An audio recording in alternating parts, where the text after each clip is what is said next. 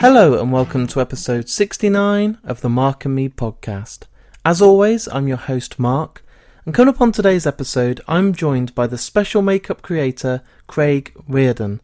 This guy has won 4 Emmy Awards. He's a huge deal, and he's responsible for some of the best creations out there in some of my favourite films, such as Poltergeist, we have American Werewolf in London.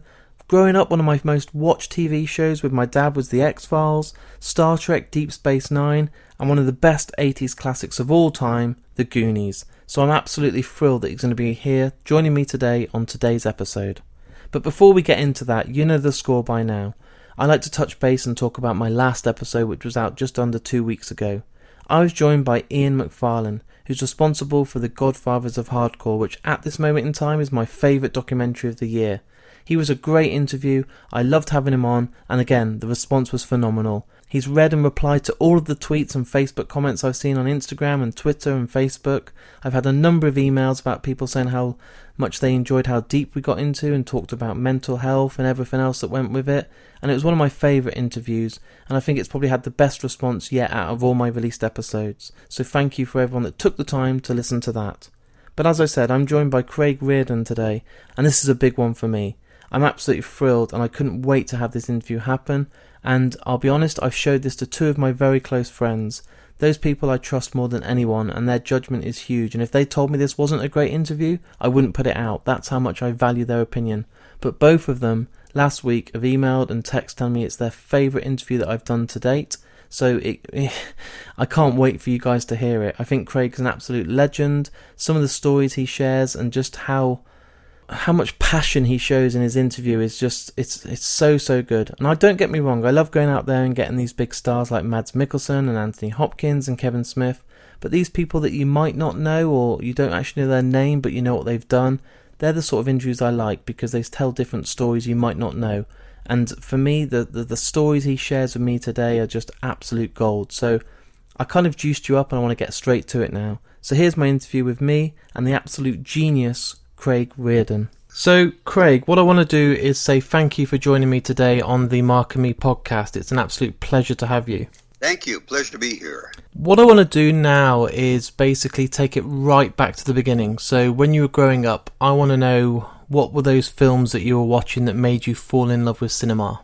Well, with cinema, it was, generally speaking, movies that at that time I would say were probably only about 20 years old. But if you're reckoning on how old I am, these were movies I was seeing on television in glorious black and white before color TV was affordable in the 50s.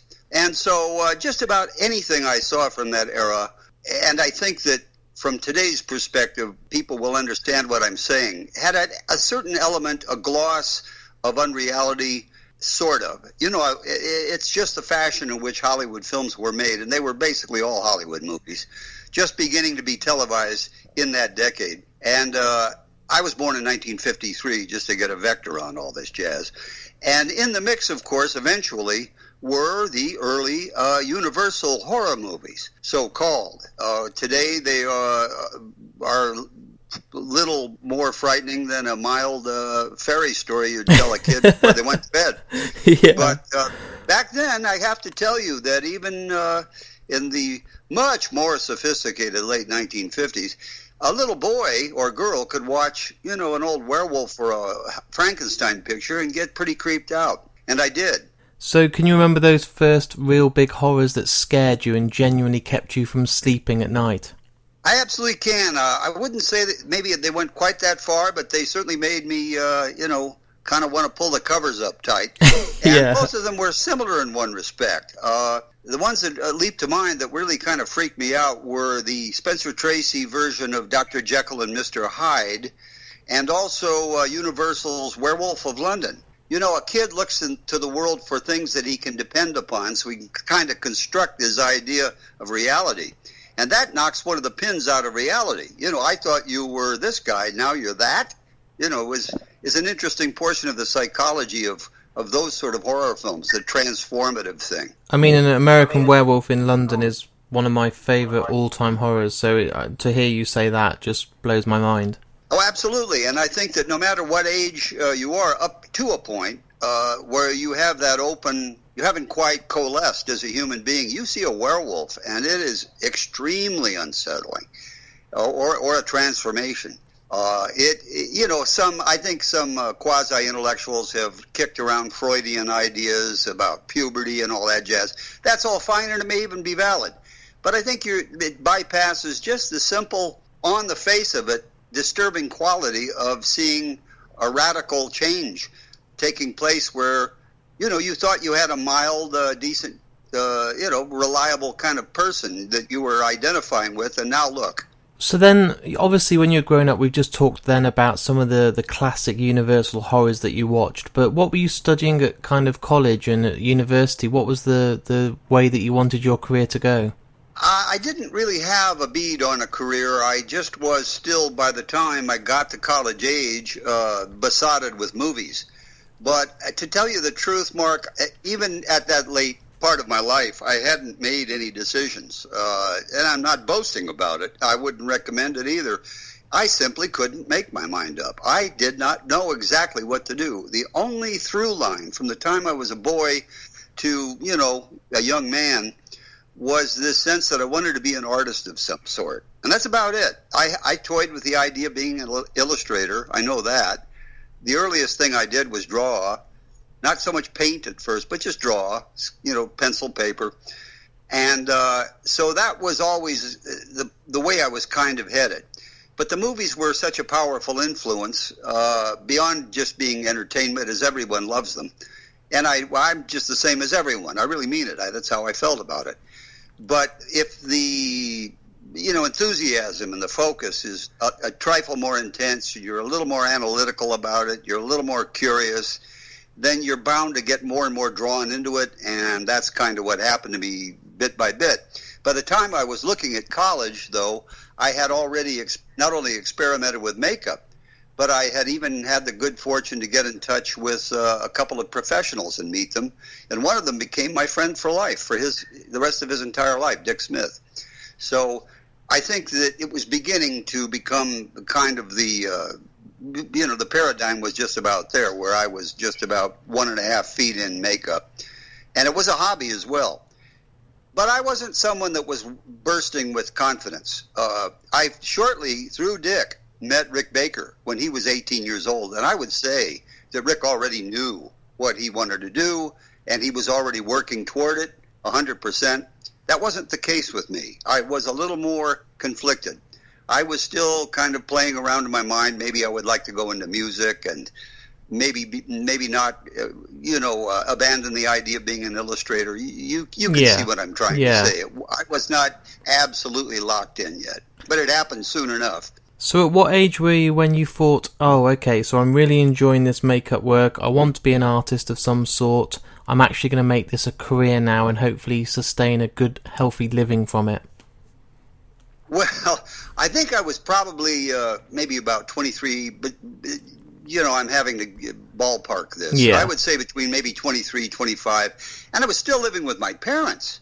And I hadn't gone to college, university. I had gone to what they call in America community college, which is sort of a preparatory stage that is an option.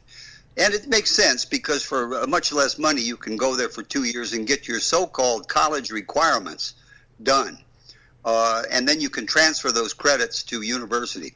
So that was, roughly speaking, I guess, my plan. But it didn't happen. Instead, I kind of just larked around for 6 years in a two-year community college situation with the occasional odd job, glamorous stuff like pumping gas and making hamburgers. And by the time I was in my mid-20s, both my parents, who were awfully sweet to me, but it was kind of like, well, what are you really going to do with your life?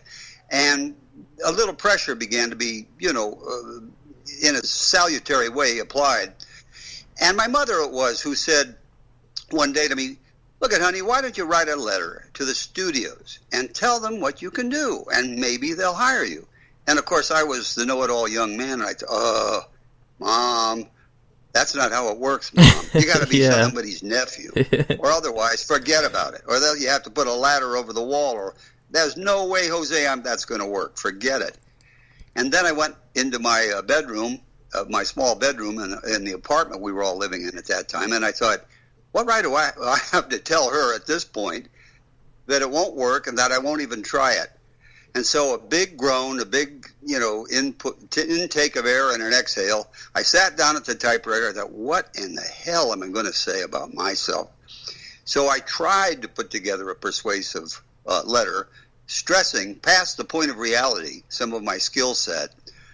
And I finished it up, and I made one out to Warner Brothers, I remember, head of makeup of Warner Brothers. I hadn't even any idea who that was. And ditto for Universal Pictures, Universal Studio. And it was not that difficult because I thought these don't have a snowball's chance in hell of ever being read, let alone, anything happening. I put a stamp on both of them. I found the addresses for these two entities in the phone book, true story, and I mailed them. And then I was able to tell my mom, well, Mom, I did it. We'll see what happens. And, of course, I didn't want to keep poking her with the, you'll see, nothing will happen. I just kept my mouth shut for once.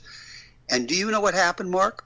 I don't think a week went by, and I happened to be in that same bedroom, and my mom comes to the door and says, Craig, come to the phone. There's somebody on the phone for you. I said, well, who is it? She says, they're with Universal. I said, what? I shot up, went into the living room where the phone was, and put it to my head and said, hello, this is Craig. And it turned out to be the lady who was the secretary for the guy who was the head of makeup at Universal.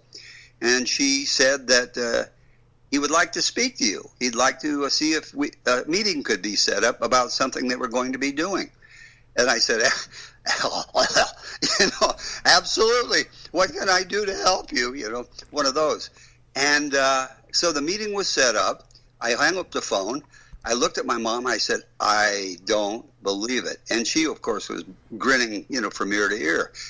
Well, anyway, that was the one of my earliest jobs. And it was not my only. I had a couple of bones tossed to me by a couple of good buddies who had gone into makeup. But nothing had come of those because they were free-floating, I would say. You go in and there's no continuing anything. But this was something else again. And this turned into a job that wound up lasting about 3-4 months, as I recall, in late 1977 at Universal Studios. It would have gone on from there, but I was not in the union, and that's a whole other story. That's a difficult process. And they were, frankly, not they, a wonderful guy named Nick Marcelino, who's gone now. He was the head of makeup, and he kind of stuck me in there under the radar and gave me the work in what they always call the lab, short for laboratory. Yeah. Why not workshop? I don't know, but it's really more like an art studio setup. But I was up in the lab there in the building. This was, by the way, the second makeup department on the lot. The original one where Jack Pierce and Bud Westmore had held forth had been shut down in order to build this more showy one, which would be right on the route of their cute little trams that went through every, half hour, so that originally the idea was so the tram would stop there and the tourists would pile out and go and have a look at it. And the reason I know that was I went on that tour with my parents the first year it was in business, which was late 1965 or 66. And we did get out of the tram and go into the makeup department. And so here I was 11 years later showing up to work there. Kind of amazing. I was about 24 years old. So were you classed as a lab technician at this point? Yeah, Nick hired me because they were preparing a show which a guy who was in the front part of the studio, who was a producer for television, he was sort of infamous for doing rip-offs of movies. There was a successful film called Butch Cassidy and the Sundance Kid, and by that September, when new TV shows came on, he'd cooked up one called Alias Smith and Jones, which was the same thing. And not only that, he got a young actor who resembled Paul Newman for one of the parts. And then this year was the year, if you recall, 1977, that Star Wars came out and dominated the box office and the media that entire year, so that by the fall, lo and behold, this same genius has a new show, and the name of it is Star World. And he had the temerity in a meeting I attended in his office, his very posh office, saying, I'm so happy for the success of Star Wars because finally it enables me to get this project of mine, which I've had on the back burner for several years, and get it produced. Right. So Star World was eventually retitled Battlestar Galactica. Nice. And I was hired to just basically spitball some creatures for it. And I was happy to do that. And I did, I think, about, maybe 9 drawings, pencil drawings, and then some of them were built as prototypes. They were later used, almost thrown away as background fodder, and pretty clumsily, pretty indifferently. I was disappointed in the whole experience as far as the follow-through. But as far as the opportunity to be in the studio to basically practice my nascent, really, craft and kind of get my sea legs in that area, and also to go on sets because Nick couldn't use me in the lab all the time, and he would send me to various sound stages during the week at a moment's notice to be a third makeup artist on a show. And that was great experience too.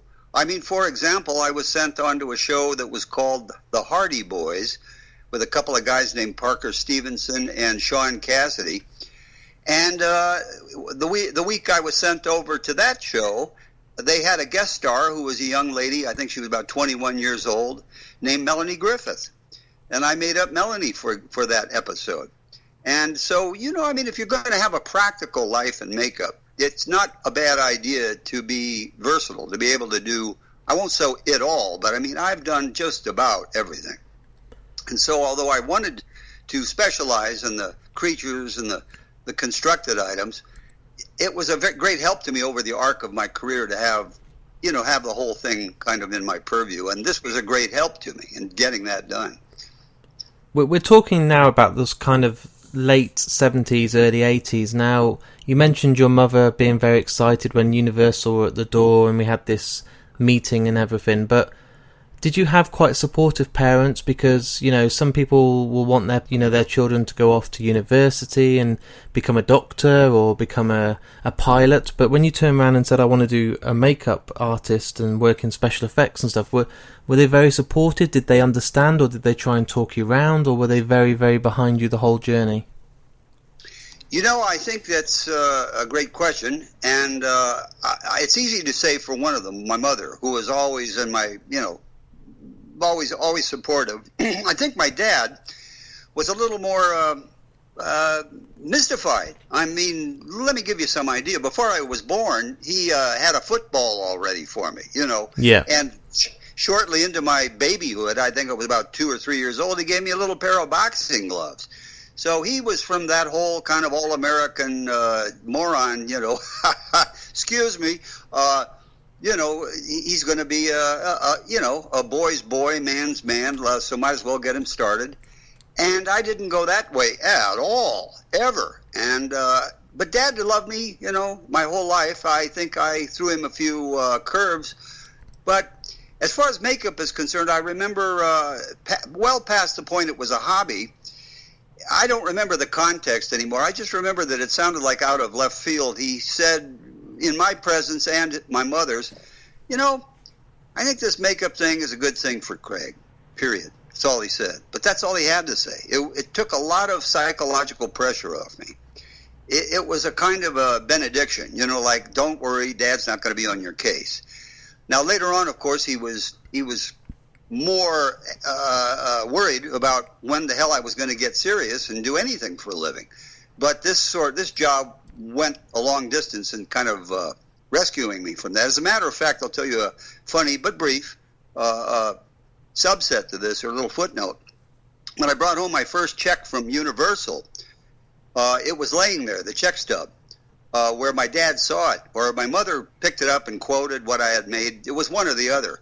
That was what it was. She says, listen, Rich, his name was Richard, listen to this. Craig made blah, blah, blah last week.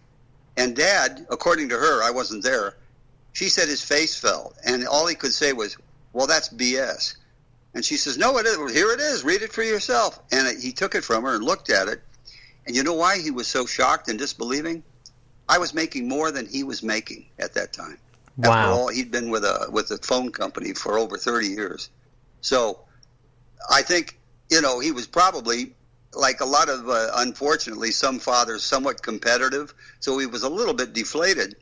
But I think also that on the other side of that, he did want me to be safe, to have a living. And it must have encouraged him, even if it was at his own expense. So, that's an interesting sidelight of that time. So, yes, they were supportive, and I think they were both proud that I, had shown certain promise and certain, how should I put it, aptitude with drawing, with the early experiments with makeup. And, I think it's true of all young people. There's a certain point where you kind of go into a liftoff mode.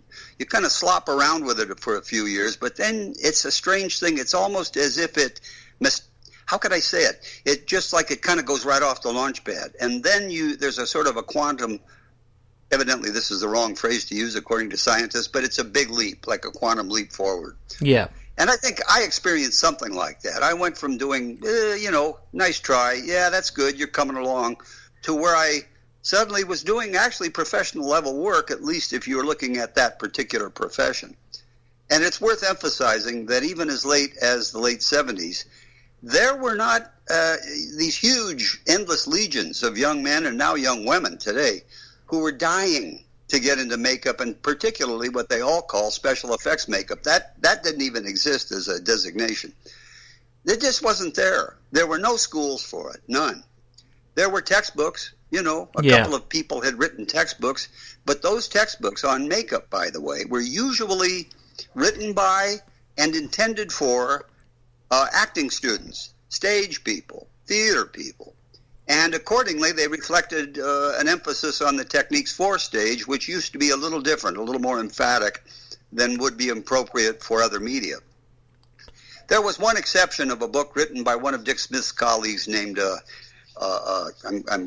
Vincent Kehoe. Okay. And I knew Vince. I almost forgot his name. And that was a rare one. That came out in 1958, and that was actually called the Technique of Film and Television Makeup. So you better believe that a young Rick Baker and me and some others got a hold of that book. But a lot of it was over my head. I would read it and think, I don't understand what they're talking about, including such simple things as the word prosthetic. I thought, say what? And then he referred to like rubber noses as appliances, and I thought, well, a toaster is an appliance. What is he talking about? So it was kind of funny. But you live and learn.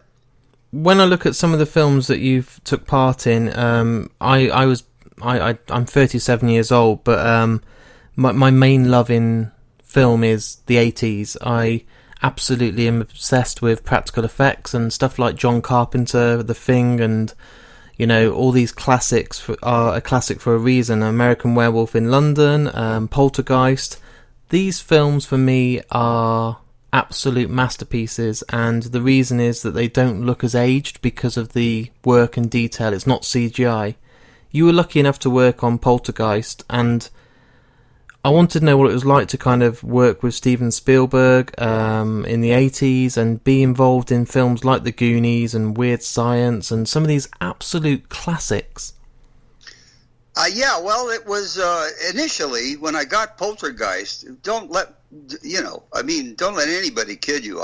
Maybe a lot of them will, but I mean, when any of us in our my particular wave, got their early, best early jobs, I think they were all over the moon. Just elated. I know I was. This was not a fluke, but virtually a fluke that I got Poltergeist. And I'll tell you why I got it. I mean, I'm willing to tell you. It basically was by the process of elimination, because what had happened was, and I'm not an expert on this on these side topics, but Mr. Spielberg had a difference of opinion with some of the leading lights in the field back at that time, including one of the newer ones, Rick Baker, and also Stan Winston, and also Tom Berman, to name names. And so the timing couldn't have been better for an X Factor person to step into that breach. Now, it's not as though I knew anything about it, but here's where the hand of fate came in.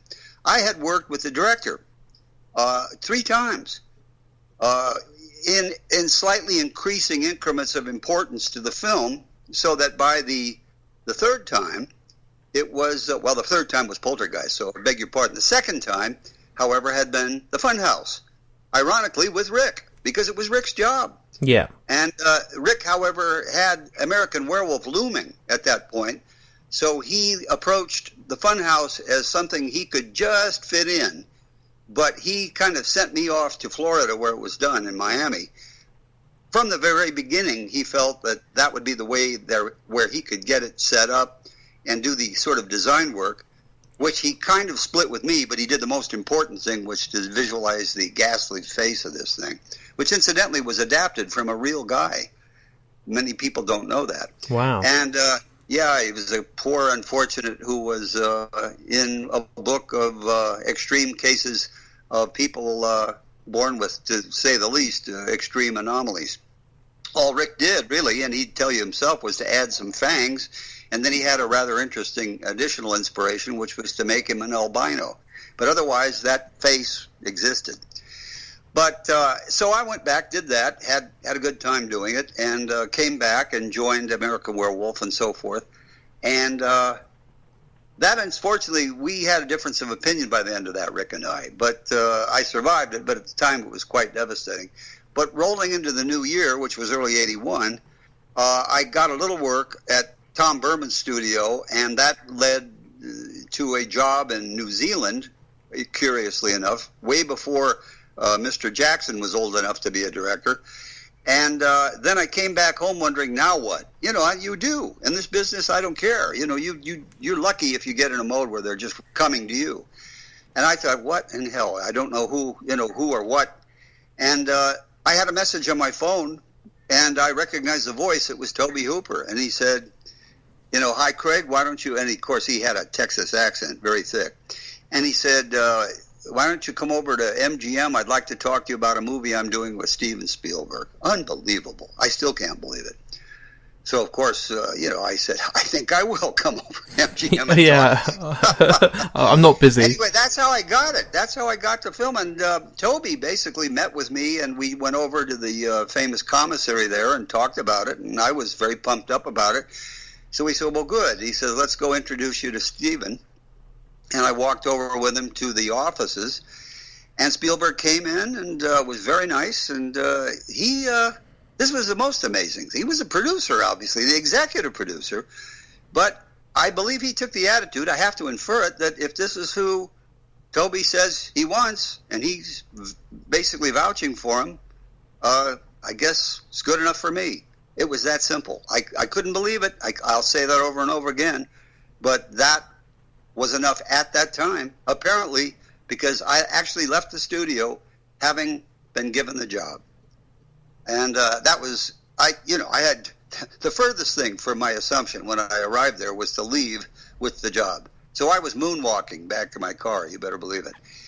But then the work begins. And to answer your question, they were both great. Steven was involved, and he appreciated, being kept in the loop. A very, very hands-on producer, which is, I think, where all this mythology of him directing the movie starts from, because, he was on the set like David O. Selznick. Now, of course, there are stories of Selznick being a pain in the ass, and maybe, some directors may have felt that way about Steven, but, I mean, you couldn't argue with his track record or his intelligence, and nor his enthusiasm. So I don't like to get sucked into that one in advance, but he was great. I mean, I was in on the original production meeting, which he and Toby presided over, and, where various things were kicked around. That was, by the way, where I licked one of my special effects problems that I was tasked with, which had to do with the cancerous steak, which was in the script. And that went through further changes as far as what it appeared to be. But I had first to struggle with the idea of how the hell do you make this thing move across a kitchen sink? And then I had it. I just got a bing, came onto my mind, and the special effects people later stole it, by the way, and I'll tell you how. I said to the production designer, whose name was Jim Spencer, I said, hey, Jim, is there any reason why you wouldn't be willing to make the grout on the sink, whatever the tile colors are going to be? Would you be willing to make the grout dark brown? He said, well, yeah, why? And I said, because I'm going to ask you to leave out a course of grout, and that's where I'm going to move my steak. It's going to be like a track. It's going to be hiding in plain sight. And I told them this before we even shot one frame of film in the movie. So I had solved that problem beforehand in my head. And by the way, Mark, that's where problems get solved, in your head. Sometimes in a dream, sometimes on a piece of paper or a napkin while you're having lunch, sometimes just because. But they never happen just by beating your head against the wall. It's just a lucky insight. And that was one of them I had. And that's what happened down the line. It was a little sloppier than that because they had to remove the grout. They hadn't actually left one out, and they hadn't left a good, clean track. They had to route it out, and it was a mess, actually. It almost undid the whole thing because of a very rough, jaggedy aperture. But I did manage to move the steak, and the next time you ever see Poltergeist and you see that snail-like procedure of that steak, that's what he's doing. And what I mean by when I said they stole it, there's an earlier scene where the little girl goes scooting along the kitchen floor, and guess how they did that? They took out the grout and moved her along well, I won't say the F word, but I would normally. They moved her along the grout line, just exactly like I said. Because why? Because they were at the same meeting. And wow. That's how that works. But the funny thing is it kind of works for both of them. I like to think it works better for the steak because of the low light and because I thought of it. That after this interview now I'm going to go and watch Poltergeist and actually pause it and have a look so I can see this. I don't think you'll see it in the steak, but you might notice it under the little girl because it's the only way it really could have been done, and it's sort of in your face. But the great thing about a good idea when you have the good luck to get one is that it can be in somebody's face. It's like card tricks. They're doing it right in front of you, but you cannot see it because they've misdirected something. They've done something to take your attention off it. They'd have a marvelous video I saw online where a bunch of people are doing a kind of stylized dance, and during it, I know what it was. I've got it, and you'll love this. I think you can see it on YouTube. They're a bunch of kids, and they're passing a basketball, like crossing in the middle, and so you're supposed to see how many times does the white team pass to the other team, to the white team, or the black team. But you're supposed to look at the white team, so you concentrate on that. By the end of it, the guy says, "Did you notice the gorilla walk through?" And you go, "What?" And you run it back, and there's a guy in a gorilla suit that walks behind these kids, slowly turns, flexes his arms, turns, and walks out of the picture. The whole thing, but you don't see it. Why? Because you're concentrating so hard to accurately count the number of passes of the basketball with the white or black team. And the fact that the suit is black, but it's very obvious when you look at him. So that says a lot about, not everything, but it says certain things about the art of, the old school floor effects. There was an awful lot of just, take a deep breath and go for it. I think the thing that makes some people today rebel against digital is that there's a certain implicit smugness about them because they can do anything. Yeah. They can have a 100-foot wall of water hit New York. Oh, boring. They can have any kind of monster clash with any other kind of monster.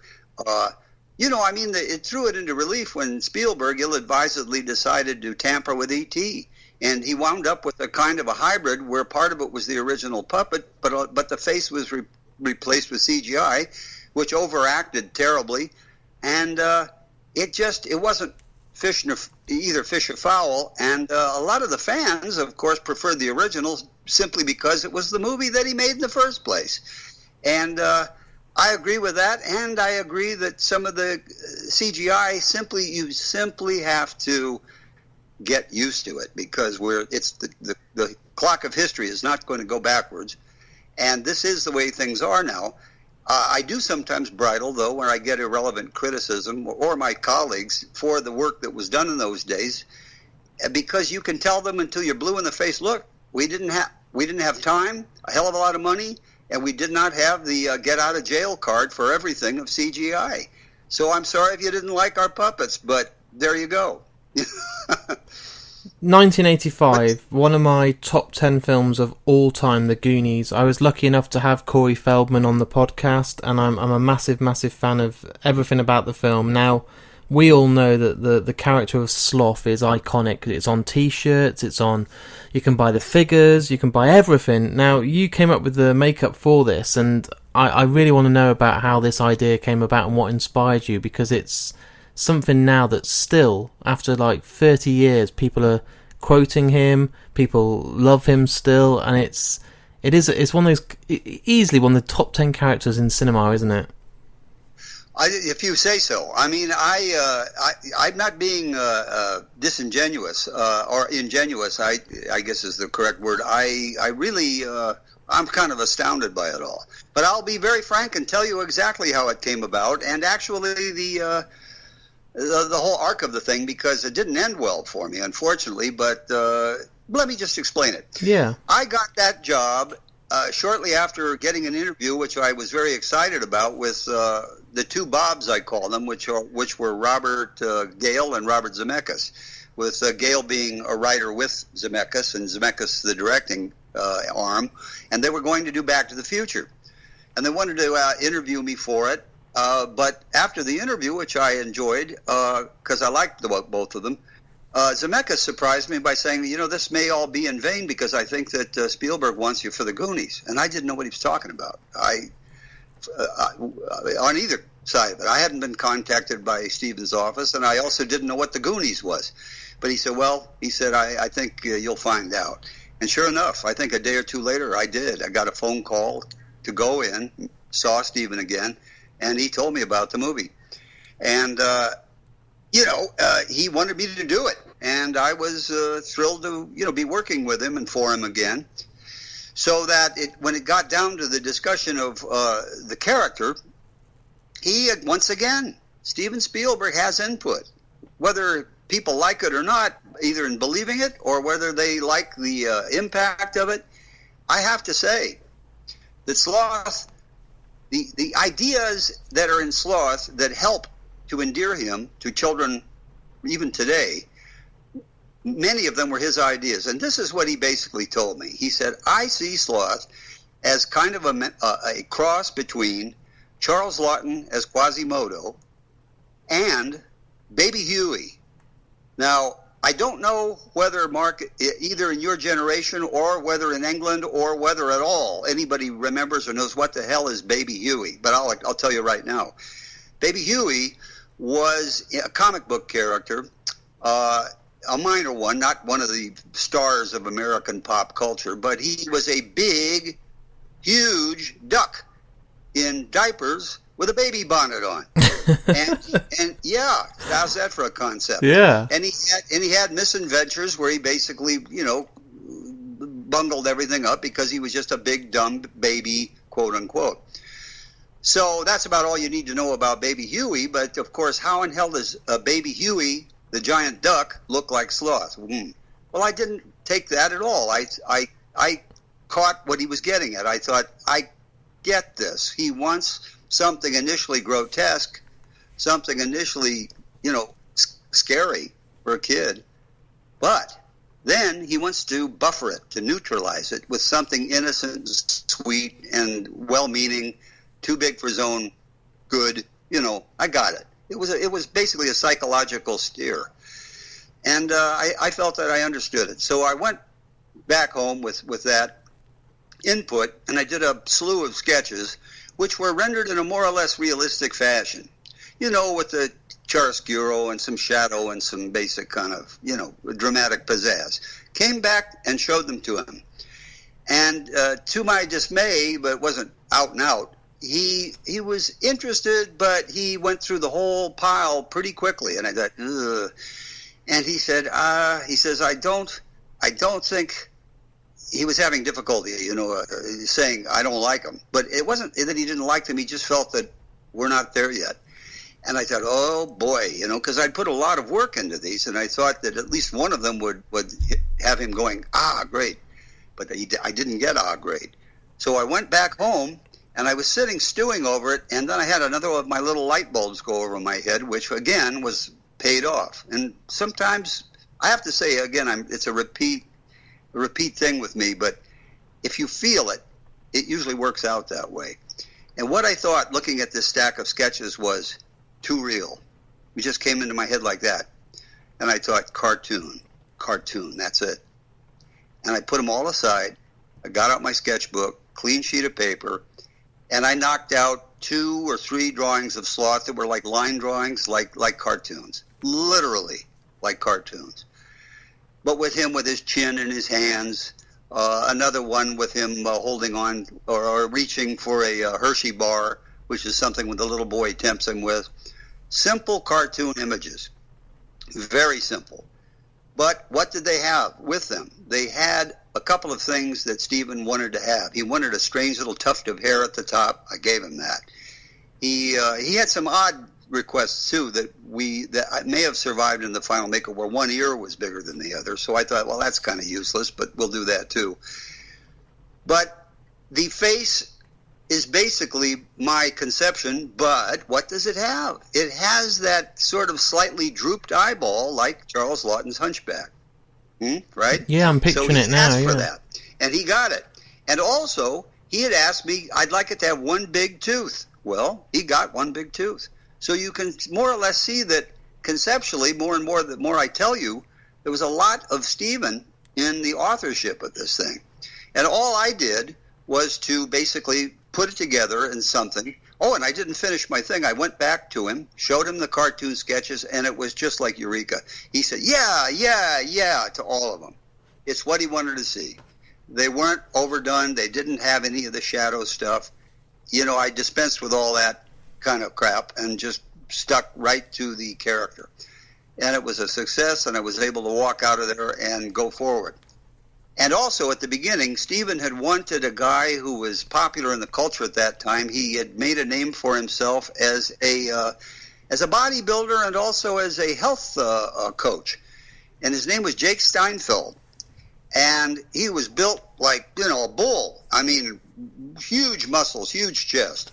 And a very nice guy. I was introduced to him, and I did a trial makeup on Jake because that's who Stephen wanted to play the part. Yes, in spite of everybody loves what the guy who did get it, I thought Jake would be a great choice.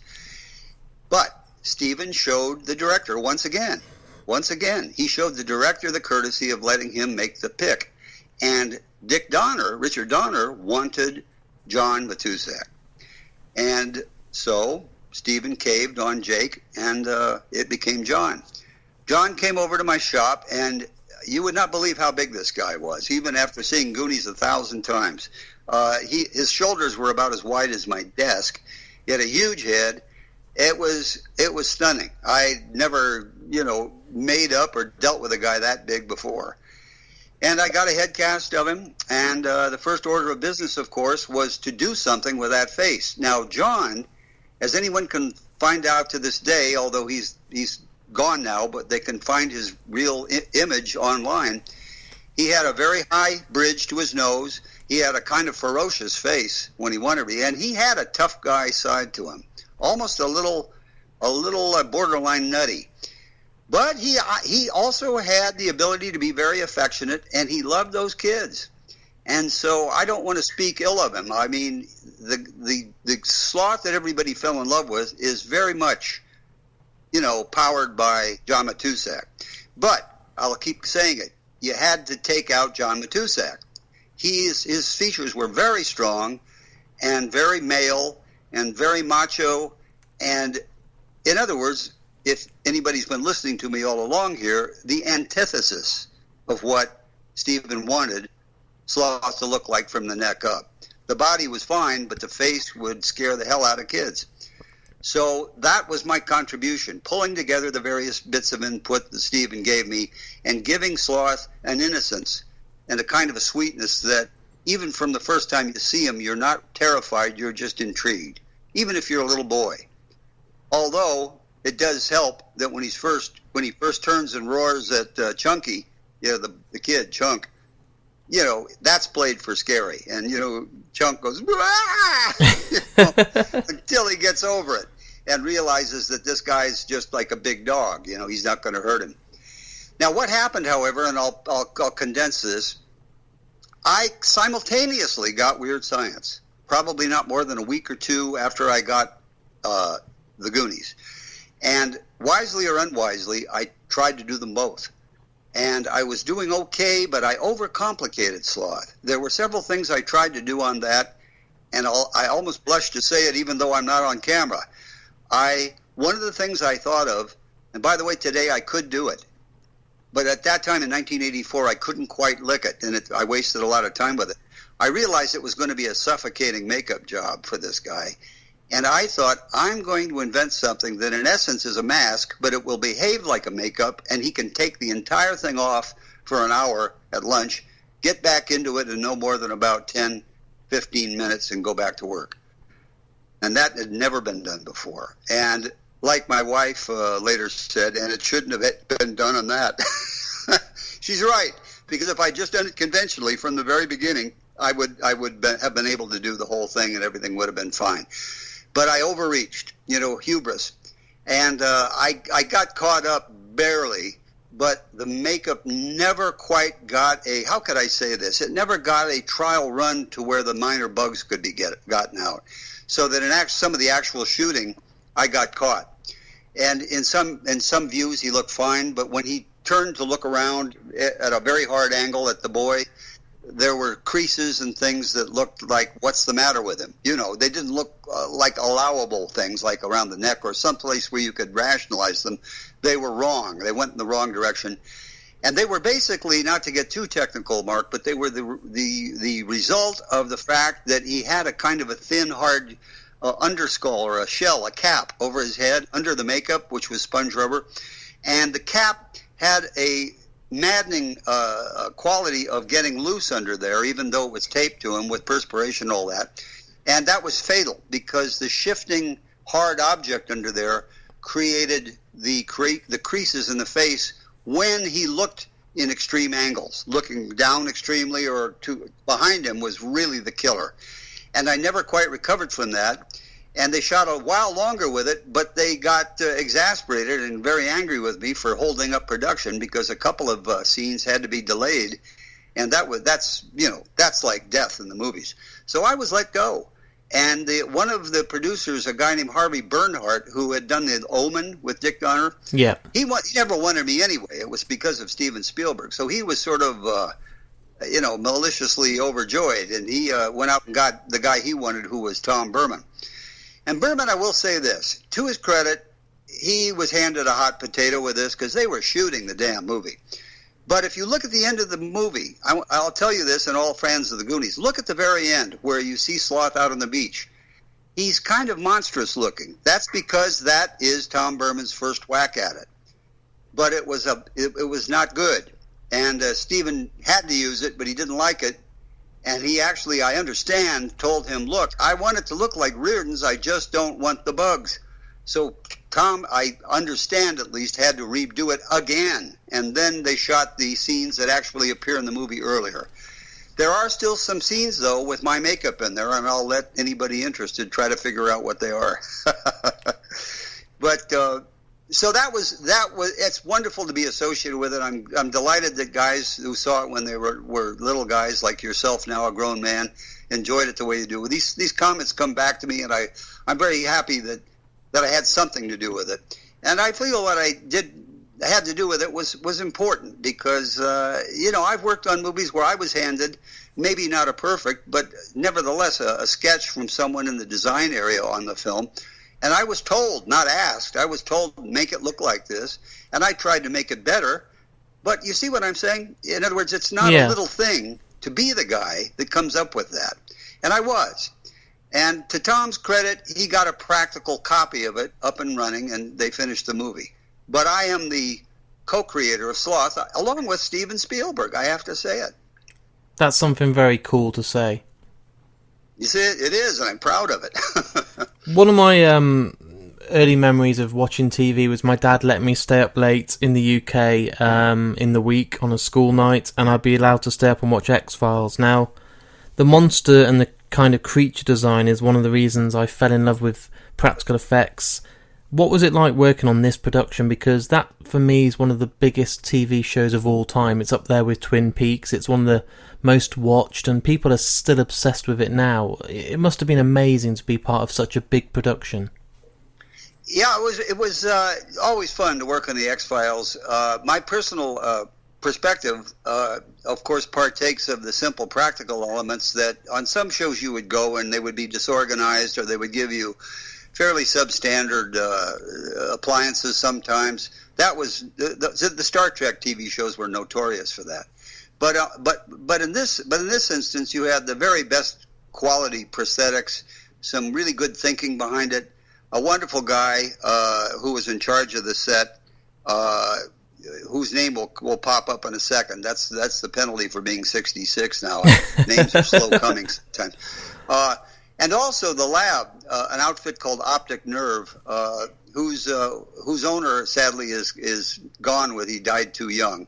But they had a wonderful guy there. This is the first name that's finally bubbling out of my brain. A great guy there named John Wheaton, who was a designer, who has since gone over and worked at K&B. And so a lot of the concepts came from John, and he also did a lot of the sculpture. Anyway, that was all first rate. So although I worked sporadically on the show, it's still a legitimate one of my credits, and I was fortunate to work on a particular episode or a series of episodes that actually won an Emmy for the makeup, having to do with a lot of people who I'm not certain what the plot was, but both the eyes and the nose and even the eyes, nose, and mouth were all, I think, either sewn shut or sealed shut somehow. Very difficult makeups to wear. And I worked on the initial episode where only one person wore it. I was asked to apply it. And they liked the way it worked out, so I was brought back for an expansion where we worked at a remarkable facility, which is real, and I guess it's still there, way down in a lower part of Southern California, which was used as how could I say, it was used as a container for dirigibles, military dirigibles. And it was like walking into an enormous half tube that was stories tall, but, the only means of support were these kind of hoop-like gigantic structures. So it was mind-blowing just to stand in there. That was where they shot all the material with all the people in these makeups. And that was the one that was brought up and won the Emmy that year. So we all got one, which was nice. But it was a very well-produced show, as you say, and the interesting thing was you really never knew what these two investigators were going to run up against. And I later, by the way, worked on the movie version, the first one, Fight the Future. So, that's my particular look in at the X-Files. I was fortunate in those years that I had gotten myself enough established to where I was a safe hire. In other words, I would think that on the other end of that proposition, they thought, well, we'll get Reardon, and he won't embarrass us, he won't hurt us. And so I was happy to work on a lot of the famous television shows of the 90s, some of the 80s, and I was able to play up both sides of the street, movie and TV. And it was good, too, just to have the employment. So, I was, happy to work on X-Files, and it was a good experience. As I'm sitting here now talking to you, am I correct in thinking that you're a 4-time Emmy Award winner? I am 4-time, yeah. I was fortunate to get 3 of the prime times, and I have one called a Daytime, which was for a cute little show done out of New York, where they did a send-up of a character that actually originated in Great Britain called Max Headroom. And this little educational thing, educational entertainment show for children, sort of walking in the footsteps of Sesame Street, if you're familiar with that, though it was American daytime show for children. This one was called, gosh dang, what was it? Something about math. But anyway, they would sometimes cut to, in essence, a Max Headroom on television, except they called theirs Facts Headful.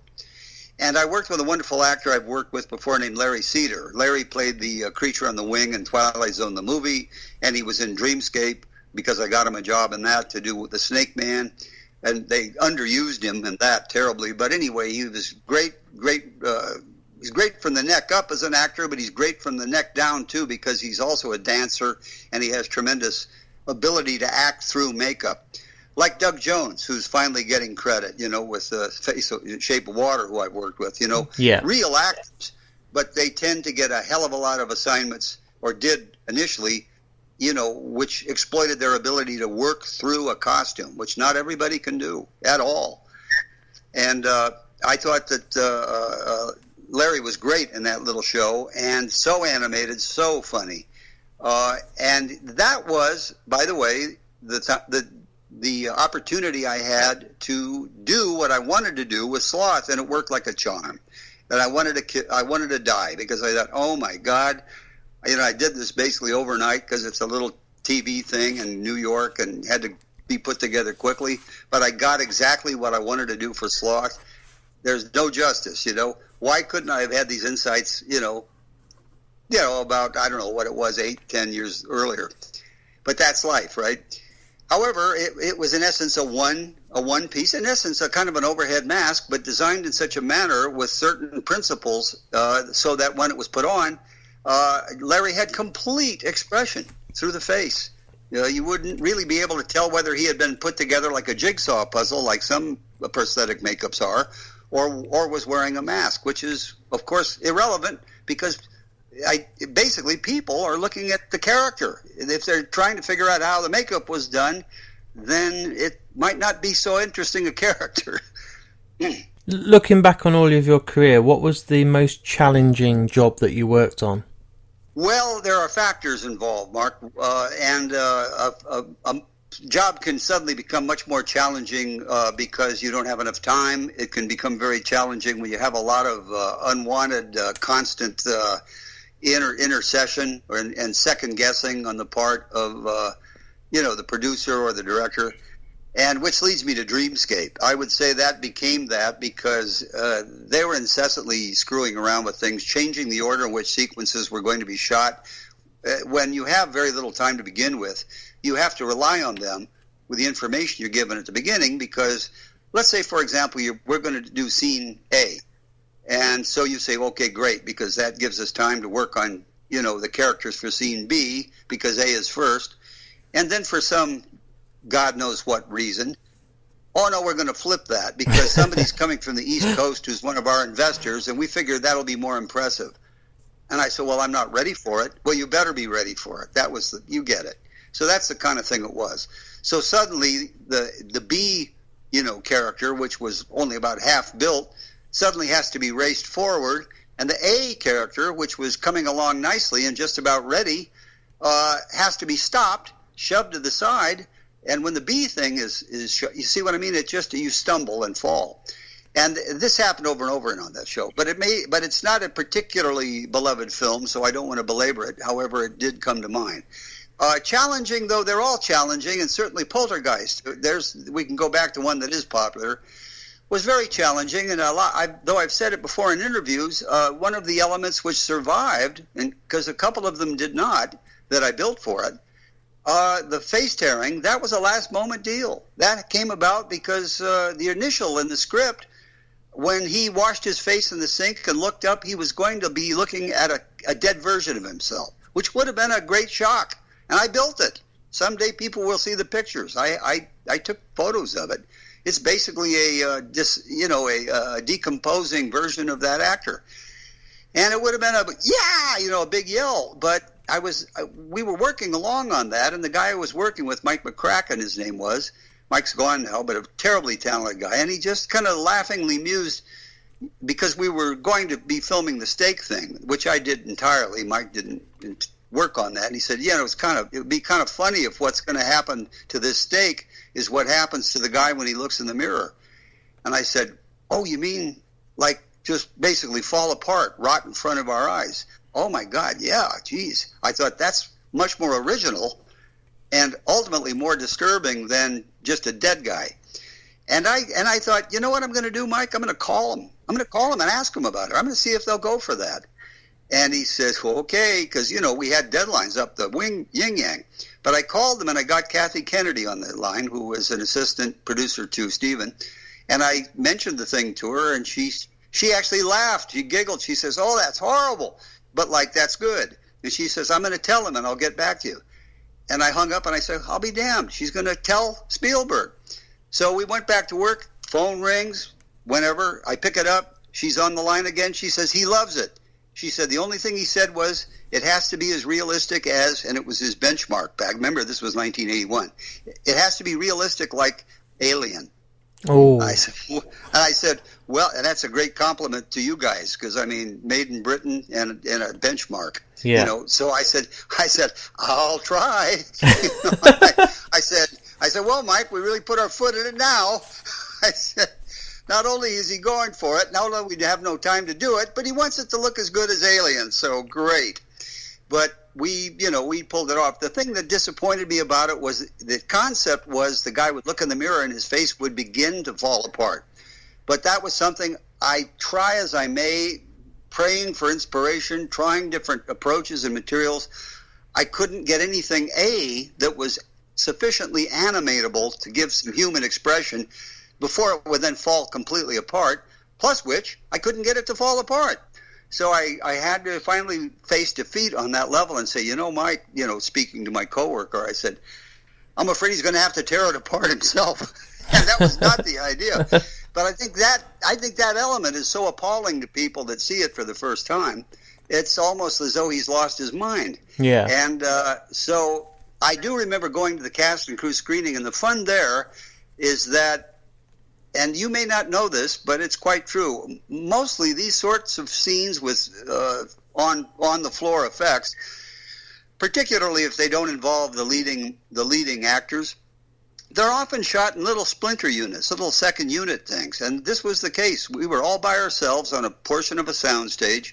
There was a little splinter crew, a cameraman. Toby did come over to have some input into it, but there was very little of the crew there. So what's my point? My point is really that when we went to the cast and crew screening, nobody knew this was going to happen. You see what I'm saying? That's awesome. They just didn't know. They weren't aware. So I would say a good 3/4 of that house, even though they worked in the movie, did not know this guy was going to do this to himself. And you never heard such commotion. It was great. I was so tickled to death. People were shrieking, and particularly the ladies in the house. And I brought my girlfriend, and she about tore my hand off holding on to it. So, and you know what? Later, about a year later, when I was working on the Twilight Zone movie, Frank Marshall told me that he had heard that people were coming to see Poltergeist to see the face scene. And I was very complimented. Of course, I didn't get any money kicked back for it, but, I was very pleased. That's what you want to hear. I want to end today's interview on a big positive, on a big high. So I just asked about your most challenging, but what's your highlight of your whole career? What's the one moment that you just wish you could live forever?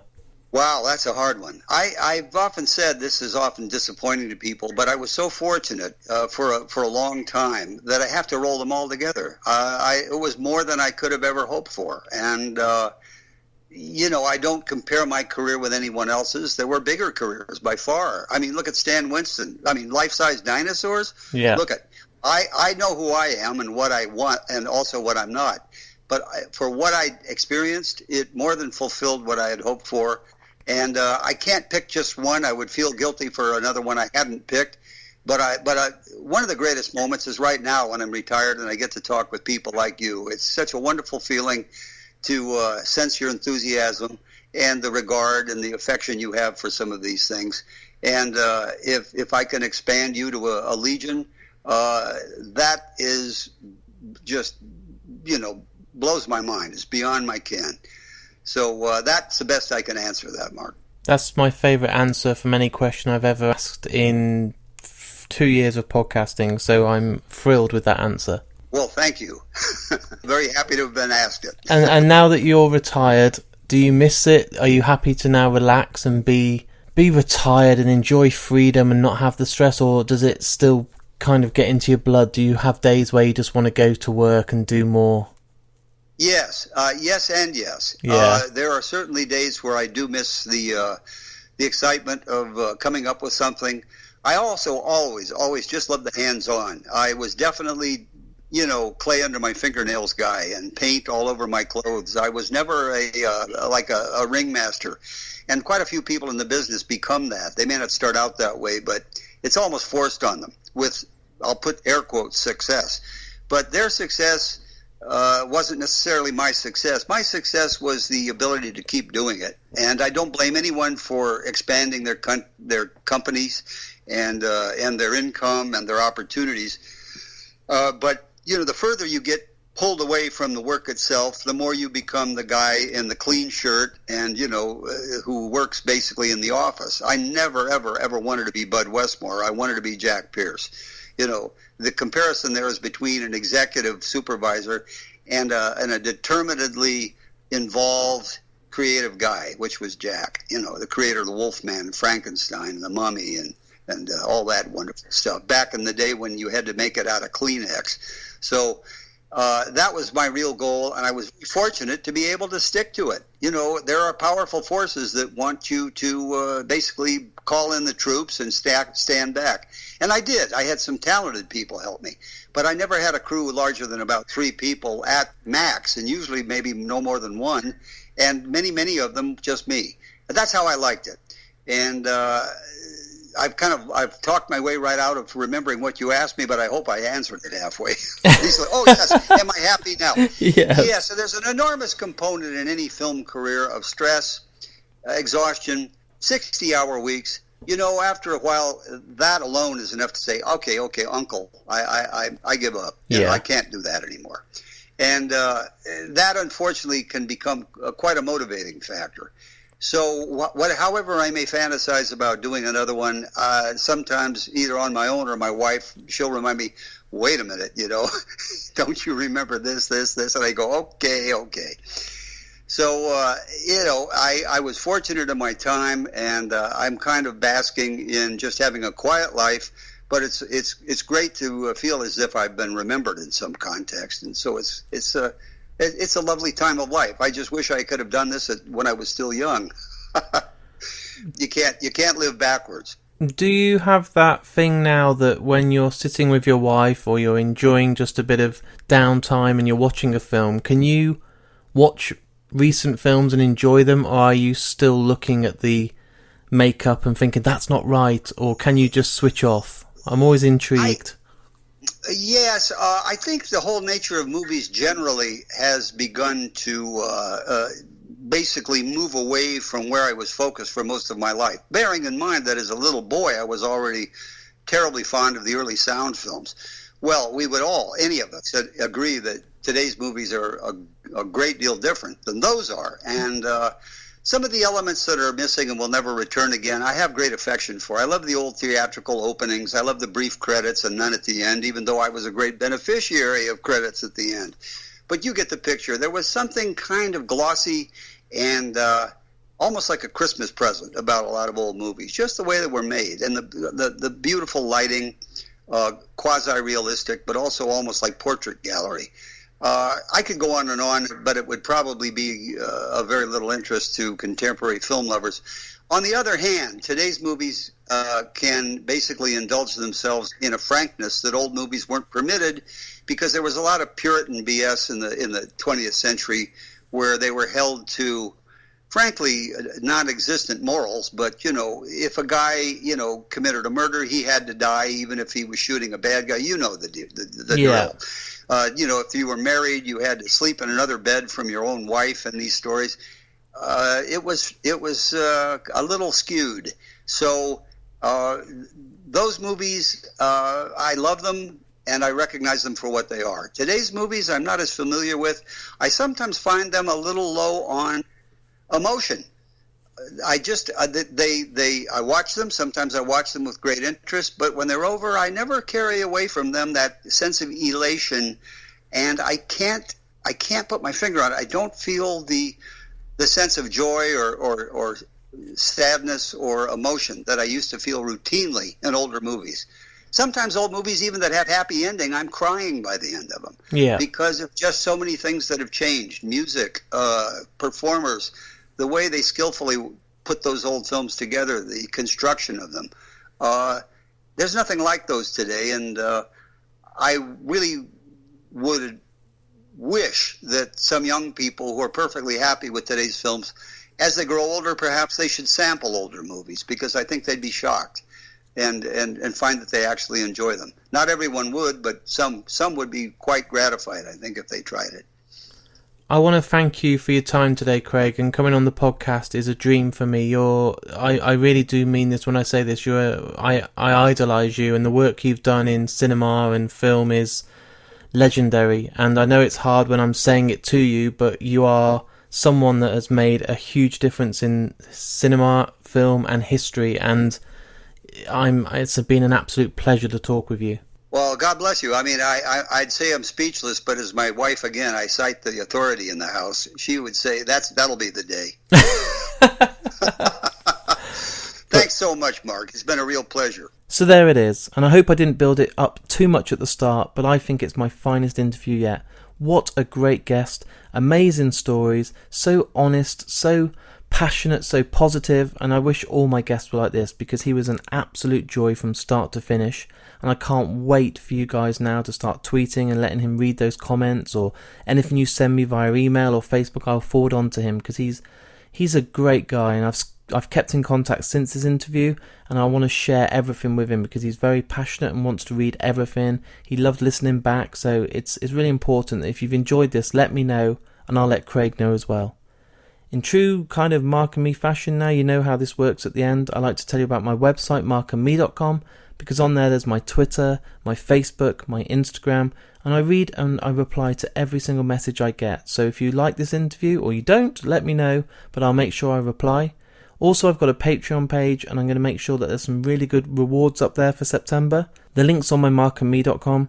All you have to do is sign up, and on there you can go for as little as $1 a month, and there's loads of perks. You get stuff like a prize draw, you get to win Funkos, you get to win t-shirts, but also all that money goes straight back into Mark and Me, and that gives me the chance to do stuff like travel the UK. I've got some conventions coming up I want to attend to get some more interviews, and obviously I don't make any money from the podcast, so all the Patreon money goes straight in and allows me to go and do more and more content, which means more and more interviews for you. Again, thank you for everyone that supports me on there, but I do need some more. Only over the last couple of months, I think I shared with everyone on my social media, we had to increase the bandwidth because it was getting so many downloads, and that cost me quite a lot of money, so I haven't been able to do rewards for the last couple of months, but we're back on track now, and I can't wait to give you all some amazing incentives to sign up. As always, guys, I'll be back in a week's time. I've got so many interviews happening right now. I can't afford to have a 2-week break or anything like that, so there will be more interviews coming literally within a few days' time. Thanks everyone again for listening today, and I'll speak to you all again in a week's time.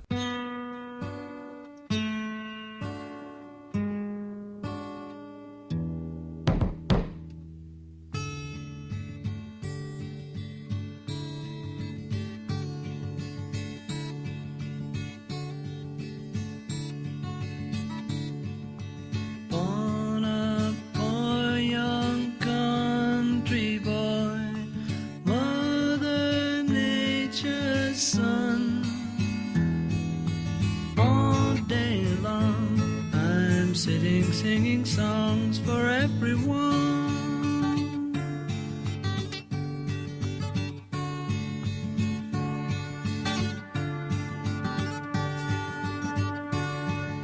Sit beside a mountain stream, see her waters rise.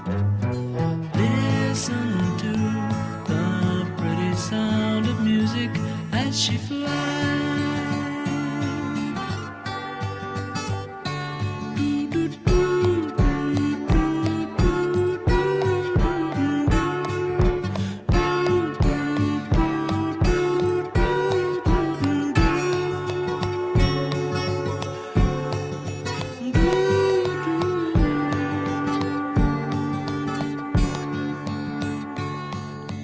Find me in my field of grass, Mother Nature's son.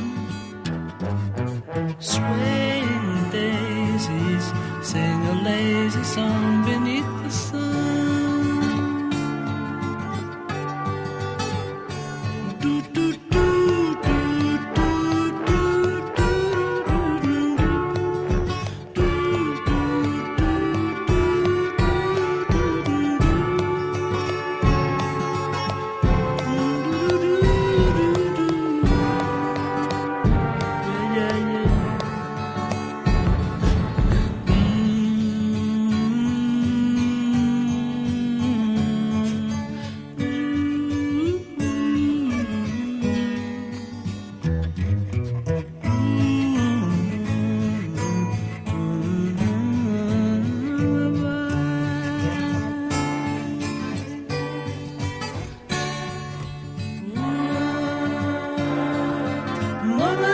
should smile.